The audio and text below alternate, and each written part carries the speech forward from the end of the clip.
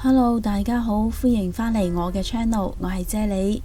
我呢度呢準備咗一包大概350個 gram 左右嘅鹹酸菜啦。咁鹹酸菜呢，佢就係用芥菜嚟醃嘅，而芥菜喺中醫角度嚟講呢，就入胃經嘅，佢有開胃、消食、助消化嘅功效啦。另外呢，有作嘔、作悶、心翳嘅人士呢，食啲鹹酸菜都可以有效緩解㗎。通常我會將啲鹹酸菜用熱水浸咗1個鐘先，令到佢冇咁鹹，先至將佢切開佢嘅。跟住我會切大概10個 gram 左右嘅薑片啦。你哋今日好嗎？留言話我知，你哋想睇啫喱煮啲咩餸啊？祝你有開心愉快嘅一日。我會開着咗個大火啦，將大概2個湯羹左右嘅油燒熱咗佢之後，將啲薑片擺落嚟炒香佢。當聞到好香嘅薑味嘅時候，就可以將啲鹹酸菜擺埋落嚟爆一爆香佢。若果你對我嘅食譜有任何疑問嘅話，請你將個問題寫喺下邊評論區嗰度啊！我係非常之咁樂意同大家一齊分享噶。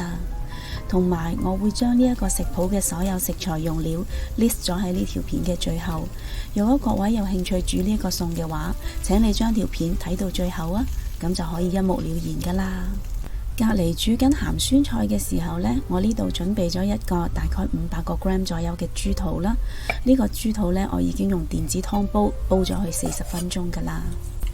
咁豬肚呢，喺中醫角度嚟講呢，佢係入脾胃經嘅，佢有健脾養胃滋補嘅功效啦。而且懷孕嘅女士食多啲豬肚，仲可以補充胎氣，令腹內嘅 BB 呢發育更加健康噶。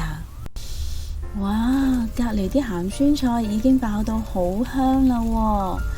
我會落大概3個茶羹左右嘅糖啦，嚟中和翻鹹酸菜嘅酸味啦，令到佢冇咁酸同埋冇咁鹹嘅。將鹹酸菜同埋糖炒均勻咗之後，就可以將切好咗嘅豬肚擺埋落嚟啦。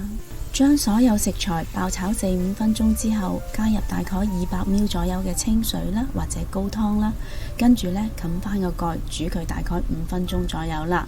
等啲豬肚可以索一索酸菜嘅味道啦。咁呢個餸呢，就唔使額外再落鹽噶啦。燜煮咗5分鐘之後嘅酸菜同埋豬肚嘅味道呢，已經完美地 mix 埋一齊啦。好香喎！鹹酸菜令人開胃嘅香味，令到我好肚餓添。呢個時候呢，我會加翻大概2個茶匙左右嘅蠔油落嚟啦，令到個餸更加鮮味嘅。同埋呢，我會再加多20ml左右嘅粟粉水落嚟，令到啲醬汁嘅味道完全包裹住每一嚿餸，咁樣一陣食起上嚟先至夠惹味噶嘛。呢一個餸將酸、甜、鹹、香完美地融為一體，鹹酸菜嘅爽脆加上豬肚嘅煙韌，口感層次相當豐富噶。不如你今晚都試下煮呢個咁開胃又好味嘅餸啦。若果你都中意我嘅食譜，請你俾 like 同埋留言話我知啦。記得訂閱我嘅 channel， 順便撳埋隔籬個鐘仔啊！多謝晒你哋嘅收睇，我哋下一個食譜再見啦，拜拜。